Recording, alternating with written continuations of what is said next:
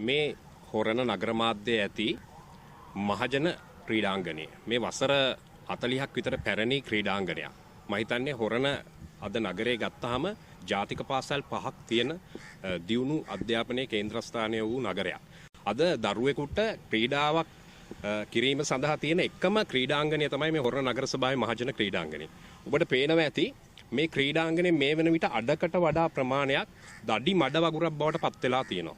පසුගිය නගර සභාවේ පාලන කාලය තුලදී අපි දිගින් දිගටම ඉල්ලා හිටියා මේ හොරණ මහජන ක්‍රීඩාංගණය නවීකරණය කරලා මේකේ සංවර්ධන කටයුතු ආරම්භ කරන්න කියලා. හොරණ නගර සභාවේ හිටපු පාලකයන්ටත් ඒ කාලේ කිසිම උවමනාවක් තිබුණේ නැහැ මේ නගරේ මේ ක්‍රීඩාංගණය දියුණු කරන්න. අද දරුවෙකුට ක්‍රීඩා කරන්න තියා මේ හරිය මේ මෙන්න මේ ප්‍රදේශයට ඇවිද්දොත් එහෙම දරුවෙක් අඩි 5කට වඩා එරෙන තත්ත්වයකට පත් වෙලා තියෙනවා. මේ ක්‍රීඩාංගණය හැමතිස්සම නගර සභාව පාවිච්චි කරනු ලැබුවේ මහජන ශ්‍රාවකගේ සුබසිද්ධිය සඳහා කටයුතු සඳහා නෙමෙයි. හැමතිස්සම ඔහුන්ට ගසා කන්න පුළුවන් ව්‍යාපෘතියක් කිරීමට හැකියාවක් තියෙනවා නම් මේ නගර සභා ක්‍රීඩාංගණය ඒ සඳහා යොදා තිනවා.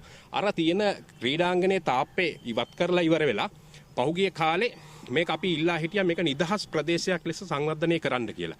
අද ලක්ෂ 35ක් වියදම් කළා සභාව විසිරුවා හරින අවසන් සභාවේදී හදිසි යෝජනාවක් හැටියට ලක්ෂ 35ක් වියදම් කළා මේ යකඩ වැට ඉදි කරනු ලැබුවේ. අද ජනතාව කිසිම ප්‍රසාදයක් නැහැ මේ හොරණ නගර සභාවේ මේ ක්‍රීඩාංගණය මේ පත් කරලා තියෙන තත්ත්වය පිළිබඳ. අද මෙතන මේ ප්‍රධාන පෙළේ කනිෂ්ඨ විද්‍යාලයක් පවතින්නේ මේ ස්ථානයේ වතුර බැහැලා යන්න බෑ මඩ වගුරුවල් හැමතැනම ඩෙන්ගු මදුරුව බෝ වෙලා තියෙනවා. දරුවන්ට අධ්‍යාපනයේ සුරක්ෂිත තැනක් හැටියට අපි බලාපොරොත්තු වුණාට ඒක මේ අවස්ථාවේ නගර සභාව විසින් සම්පූර්ණ පැහැර හැරලා තිනවා.